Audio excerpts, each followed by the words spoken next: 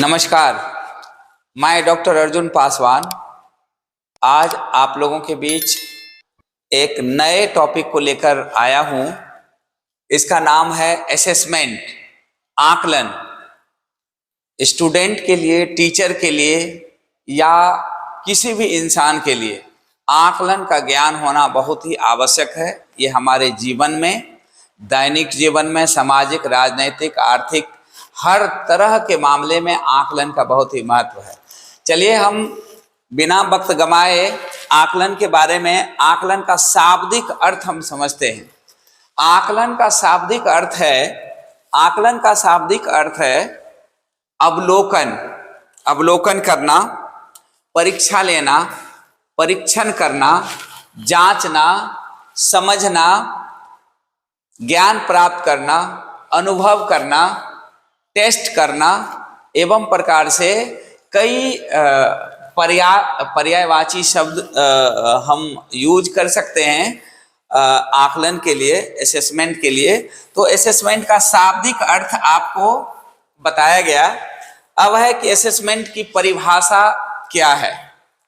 यूं तो विभिन्न विद्वानों के द्वारा अनेक परिभाषाएं इनकी दी गई है, लेकिन नटशेल में हम इनको ये कह सकते हैं कि आकलन ज्ञान, अनुभव, कौशल, प्रवीणता, नवीनता और एक्सप्रेशन, जिसको हम अभिव्यक्ति कहते हैं, इसका दस्तावेजीकरण है।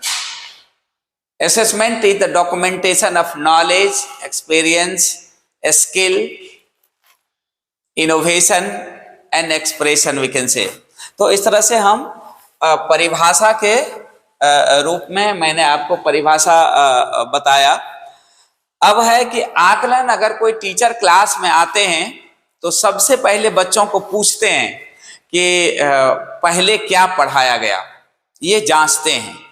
जो पहले पढ़ाया जा चुका है उन बिंदुओं पर कम ध्यान देकर जिन बिंदुओं को नहीं पढ़ाया गया, जिस टॉपिक को, उस पर ज्यादा ध्यान दिया जाता है।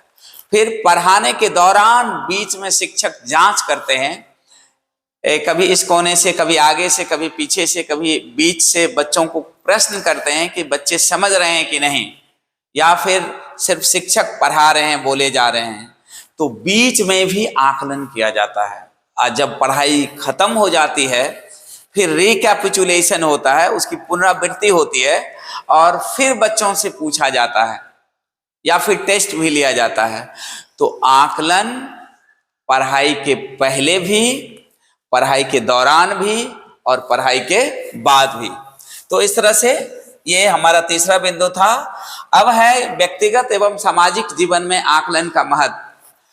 कोई भी विद्यार्थी अगर कुछ अच्छा करना चाहता है, बढ़िया अंक लाना चाहता है, तो चाहे वो मैट्रिक का हो, इंटर का हो, या कॉलेज का विद्यार्थी हो, या फिर बीपीएससी यूपीएससी का प्रतियोगी छात्र हो, छात्र या छात्रा हो, तो वो क्या करते हैं कि क्वेश्चन बैंक लेते हैं और क्वेश्चन बैंक ले करके आकलन करते हैं, समझते हैं कि एग्जाम का पैटर्न क्या है, किस तरह के प्रश्न पूछे जाते हैं, और फिर आकलन कर लेते हैं। और आकलन करके उनको जब समझ में आ जाती है तब वो बेहतर करते हैं।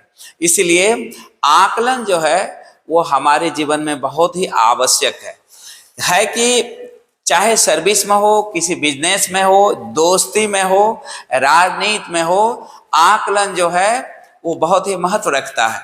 अगर नेता ये बात आंक लेते हैं कि जनता का मूड क्या है और उसके अनुसार वो चलते हैं, फिर वो जीत जाते हैं। शिक्षक बच्चों के मूड को अगर परख लेते हैं कि बच्चे की भावना क्या है, बच्चे किस मूड में है, उसके अनुसार अगर पढ़ाई होती है तो वो ज्ञानार्जन अच्छा होता है, बच्चे अच्छे से सुनते हैं। व्यक्तिगत जीवन में कि अगर हम कोई गलती करते हैं तो उससे हम सीख लेते हैं कि इस गलती की पुनरावृत्ति हम फिर नहीं करेंगे। या पारिवारिक लाइफ में है, सामाजिक लाइफ में है कि किसी भी दोस्त को या दाम्पत्य जीवन में ही ले लीजिए, एक दूसरे को हम समझने की कोशिश करते हैं, समझकर उसके जैसा व्यवहार करते हैं ताकि कोई विवाद नहीं हो, आपसी कोई मतभेद नहीं हो। इस तरह से ये हमारे दैनिक जीवन में भी, पारिवारिक जीवन में, सामाजिक जीवन में, या हम कह लेंगे कि मानवीय जीवन में आकलन का बहुत ही महत्व है। तो ये हमने आपको 4 बिंदु आकलन से संबंधित बताया। अब जो है आकलन के बारे है कि आकलन के कितने प्रकार होते हैं। तो आकलन को कई प्रकार में डिवाइड किया है, जिसमें एक है school based assessment. School based assessment जो है विद्यालय आधारित आकलन, इसके 2 भेद होते हैं, फॉर्मेटिव असेसमेंट और समेटिव असेसमेंट। फॉर्मेटिव असेसमेंट को जो है रचनात्मक आकलन कहते हैं, जबकि समेटिव असेसमेंट को योगात्मक आकलन कहते हैं। इस पर हम बाद में चर्चा करेंगे। अभी सबसे पहले हम आकलन के प्रकार को देख लेते हैं। एक होता है स्टैंडर्ड असेसमेंट, जिसको हम हिंदी में मानक आकलन कहते हैं। एक 360 डिग्री असेसमेंट होता है, इसको हम 360 डिग्री आकलन कहते हैं। इसी को holistic assessment, holistic development assessment भी हम कह सकते हैं, या ऑल राउंड डेवलपमेंट असेसमेंट भी कह सकते हैं। सर्वांगीण विकास का आकलन, समग्र विकास का आकलन, ये सब आप कह सकते हैं इसको। Assessment as learning, assessment for learning, assessment of learning, ये भी जो है आकलन के प्रकार हैं। असेसमेंट एज लर्निंग का मतलब हुआ सीखने के रूप में आकलन। असेसमेंट फॉर लर्निंग का मतलब हुआ सीखने के लिए आकलन। असेसमेंट ऑफ लर्निंग का मतलब हुआ सीखने का आकलन। सब आकलन पर हम लोग धीरे धीरे चर्चा करेंगे। अभी हम पार्ट्स देख रहे हैं। यह है सेल्फ असेसमेंट, स्व आकलन। सेल्फ असेसमेंट कहता है कि कमाले बुज़दिली है पस्त होना अपनी आंखों में, अपने नजर में गिरना वो सबसे बड़ा गिरना है। तो जब हम स्व आकलन करते हैं तो हम कौन से काम कर रहे हैं अपने लिए, परिवार के लिए, समाज के लिए, वो क्या हम मतलब लाभकारी काम, जन कल्याण का काम कर रहे हैं, तो वो हमें खुद को एक फीडबैक आता है कि हम अच्छा कर रहे हैं। और हम अगर स्व आकलन करें, ऐसा लगे कि हम बहुत खराब काम कर रहे हैं, तो फिर क्या होता है, एक समय ऐसा आता है कि लोगों को आत्महत्या करने की नौबत आ जाती है। कि कहा जाता है कि बाहरी दुनिया में चकाचौंध मचाने से अच्छा है अंदर के अंधेरे को दूर करना। तो इस तरह से आप देखते हैं कि स्व आकलन हमारा जरूरी है, बहुत ही जरूरी है। स्व आकलन, हमेशा स्व आकलन करना चाहिए, सेल्फ असेसमेंट करना चाहिए लोगों को। एक होता है म्यूचुअल असेसमेंट। ये जो म्यूचुअल असेसमेंट है, पारस्परिक आकलन, इसको हम वाइस वर्सा असेसमेंट भी कह सकते हैं। कि अगर कोई आदमी एक अगले का आकलन कर रहा है, इसका मतलब ये नहीं है कि खाली अगला आदमी ही किसी का आकलन कर रहा है, दोनों तरफ से आकलन हो रहा है। कोई टीचर अगर पढ़ा रहे हैं तो टीचर का आकलन हो रहा है बच्चों के द्वारा, और टीचर भी बच्चे का आकलन करते हैं। या फिर हम दोस्ती में भी यूं कह सकते हैं कि अगर 2 दोस्त मिल करके कोई काम करते हैं, बिजनेस व्यापार करते हैं, या कोई भी जीविकोपार्जन के साधन को अपनाते हैं, तो उसमें वो लोग मतलब जो है पारस्परिक आकलन करते हैं कि ये आदमी कैसा है, हमारे साथ चल पाएगा या नहीं चल पाएगा, ये व्यापार में ये कहीं बेईमानी तो नहीं करेगा, ये ईमानदार रहेगा कि नहीं। तो इसलिए ये पारस्परिक आकलन जो है हमारे दैनिक जीवन, सामाजिक जीवन और मानवीय जीवन में बहुत ही महत्व रखता है। अब जो है हम स्कूल बेस्ड असेसमेंट को हम देखते हैं। इसके 2 प्रकार होते हैं। स्कूल बेस्ड असेसमेंट जो है विद्यालय आधारित, उसको हम SBA भी कह सकते हैं, स्कूल बेस्ड असेसमेंट। और फिर स्कूल बेस्ड असेसमेंट को हम जो है 2 भाग में बांटते हैं, समेटिव असेसमेंट और फॉर्मेटिव असेसमेंट और समेटिव असेसमेंट। ये स्कूल बेस्ड असेसमेंट, जिसको विद्यालय आधारित आकलन कहते हैं, इसका ये एक एकेडमिक असेसमेंट है कि जब तक जो है फॉर्मल शिक्षा दी जाती है, इधर से टीचर पढ़ाते हैं, उधर बच्चे रहते हैं, जिनका परीक्षा होता है, एवं प्रकार से स्कूल बेस्ड असेसमेंट जो है ये अकादमिक आकलन है, और ये होल लाइफ नहीं चलता। लेकिन अब देखते हैं इसको हम लोग। विद्यालय आधारित आकलन के कई उद्देश्य हैं। लोकतांत्रिक मूल्य का विकास करना, एक उत्तम और सम्यक मानव बनाने की कोशिश और बच्चों में अंतर्निहित निहित जो छिपी प्रतिभा है उसको जो है ज्ञात करना, पता लगाना, ताकि जीविकोपार्जन के रूप में बच्चों को बताया जा सके और उसको दिशा दी जा सके। कोई बच्चे खेलने में अच्छे होते हैं, कोई बच्चे गाने में अच्छे होते हैं, कोई आर्ट एंड क्राफ्ट में अच्छा होता है, कोई मैथ में होता है, कोई भाषा में होता है, कोई विज्ञान में होता है, कोई सामाजिक विज्ञान में होता है, कोई लीडरशिप में अच्छा होता है। तो बच्चों के में छुपी अंतर्निहित जो प्रतिभा है उनको पता लगाकर और उनको दिशा देना होता है और उसी क्षेत्र में उसको आगे बढ़ाया जाना चाहिए, ताकि बच्चे का जो जीविकोपार्जन के साधन के रूप में उसको आगे ले जाएं और बहुत बेहतर करें। जैसे सचिन तेंदुलकर है, पीटी उषा है, बहुत सारे इस तरह के लोग हुए जो खेल से संबंधित गाने में या फिर अन्य अपने क्षेत्र में जो है बहुत ही अच्छा किए।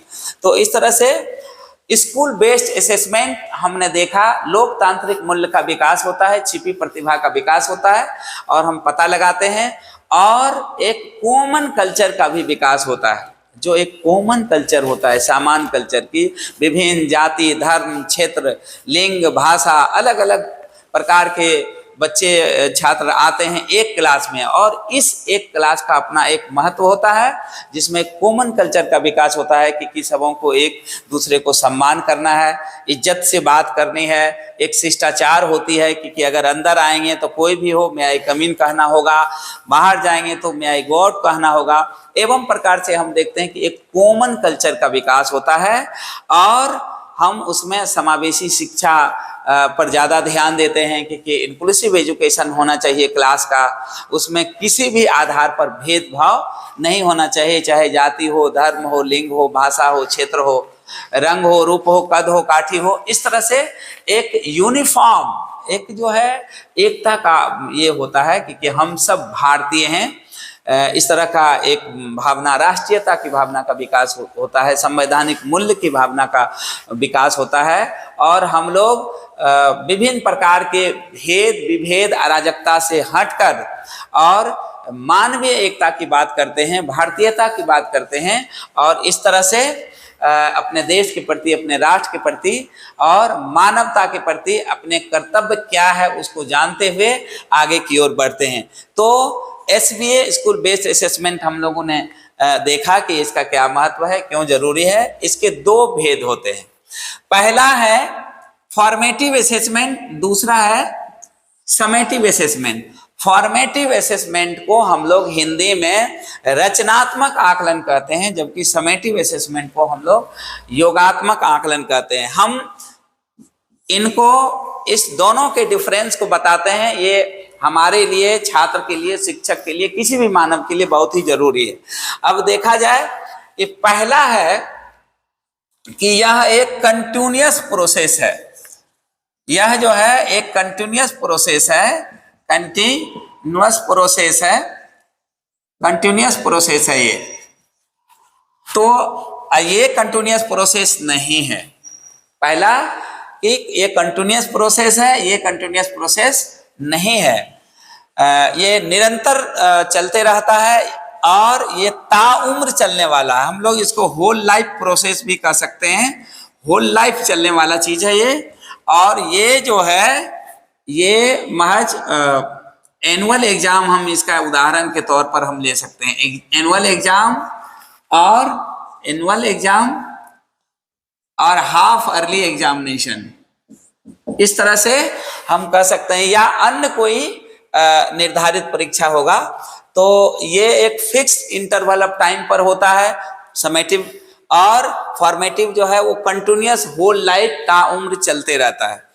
दूसरा हम ये कह सकते हैं कि ये जो है पेन, ये जो है ऑरल मोड है, ऑरल मोड है। फॉर्मेटिव असेसमेंट जो है ऑरल मोड है, जबकि ये पेन एंड पेपर मोड है, पेन एंड पेपर मोड है, paper mode, pen and paper mode है। इसको मुख्य रूप से मौखिक प्रक्रिया माना गया है, जबकि समेटिव असेसमेंट को मुख्य रूप से लिखित प्रक्रिया माना गया है, पेन एंड पेपर मोड माना गया है। इसमें डिसीजन जो है डिसीजन नहीं ले सकते हैं, इसमें डिसीजन नहीं ले सकते हैं फॉर्मेटिव असेसमेंट में, जबकि इसमें डिसीजन लिया जाता है। ये जजमेंटल नहीं होता है फॉर्मेटिव असेसमेंट, जबकि समेटिव असेसमेंट जजमेंटल होता है, इसमें निर्णय लिया जाता है। अगला है कि इसमें फॉर्मेटिव असेसमेंट में certificates are not issued, certificate नहीं दिया जाता है, जबकि इसमें सर्टिफिकेट दिया जाता है। प्रमाण पत्र इसमें नहीं दिया जाता है फॉर्मेटिव में, जबकि समेटिव में प्रमाण पत्र दिया जाता है। अब है कि इसमें जो फॉर्मेटिव असेसमेंट है उसमें दिनांक, स्थान, समय सीमा, शब्द सीमा, विषय वस्तु और अंक ये पहले से निर्धारित नहीं रहता, जबकि फॉर्मेटिव असेसमेंट में, जबकि समेटिव असेसमेंट में दिनांक, स्थान, समय सीमा और अंक, विषय वस्तु ये सब पहले से निर्धारित रहता है। इसको हम और इसमें ये कर सकते हैं, और कई बिंदु हैं जिसको हम जोड़ सकते हैं इसमें।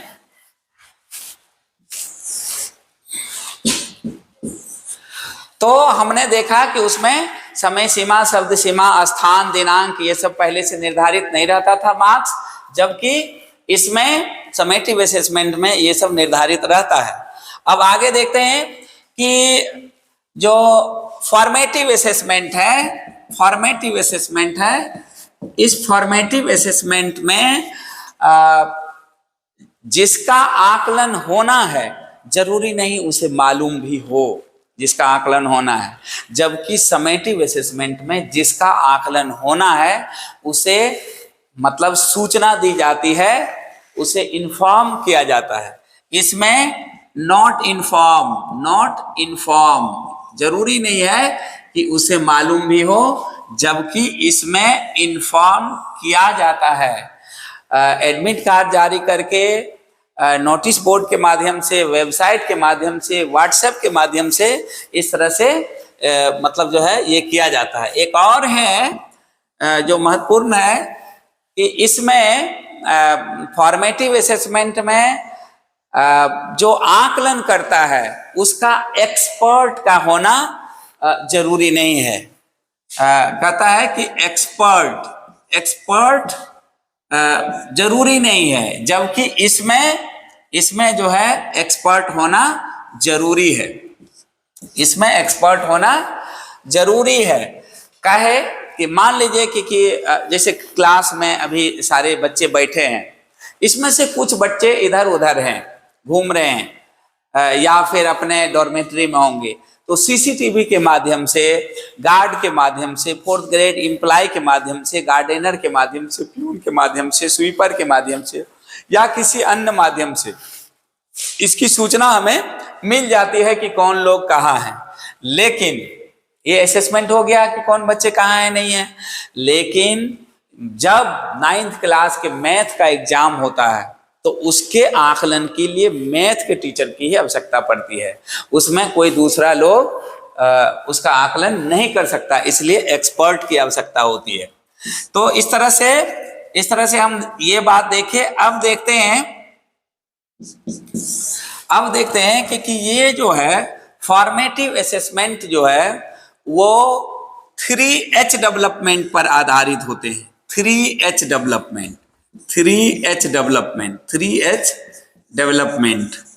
ये 3H डेवलपमेंट पर आधारित होता है, जबकि ये जो है समेटिव जो है वो सिंगल H डेवलपमेंट पर आधारित होता है। ये क्या है? 3H का मतलब होता है हेड, हार्ट, हैंड। ये हेड, हार्ट, हैंड, हेड को कहा जाता है कॉग्निटिव डेवलपमेंट, जिसको संज्ञानात्मक विकास कहते हैं। हार्ट को कहा जाता है इफेक्टिव डेवलपमेंट, जिसको भावात्मक विकास कहते हैं या संवेगात्मक विकास कहते हैं। और हैंड स्टैंड्स फॉर हेल्थ, मतलब गत्यात्मक विकास, मतलब साइकोमोटर, कि हम शारीरिक रूप से स्वस्थ रहेंगे और गति करके ज्ञान प्राप्त करेंगे, मतलब शारीरिक गतिविधि की शारीरिक जो है हमारा ये हो, सहभागिता हो, कि मतलब 3H जो है इन्वॉल्वमेंट हो। 3H का मतलब हेड, हार्ट और हैंड, और इन तीनों में तारतम्यता होनी जरूरी है।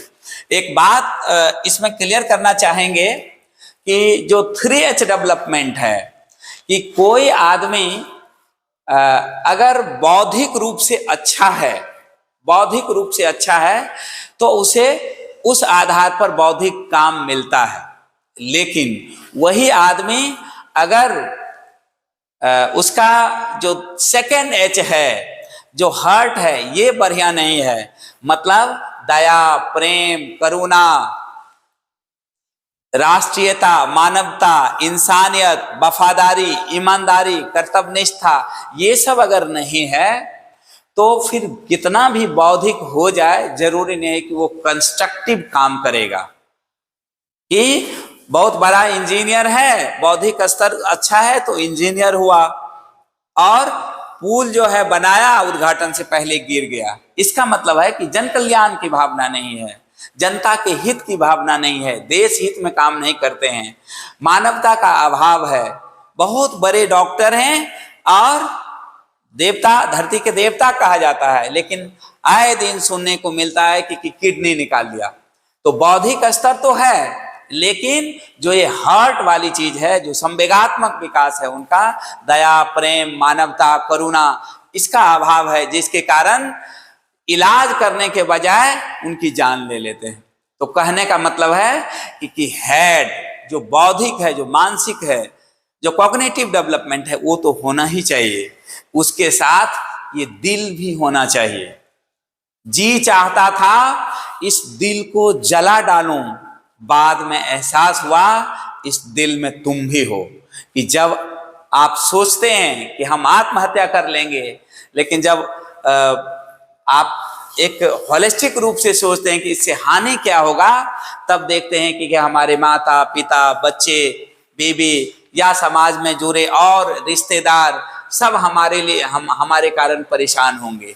तो इसलिए ये जरूरी है कि हमारा सेकेंड H जो है, जिसको हार्ट कहते हैं, वो आदमी का प्रभावकारी हो।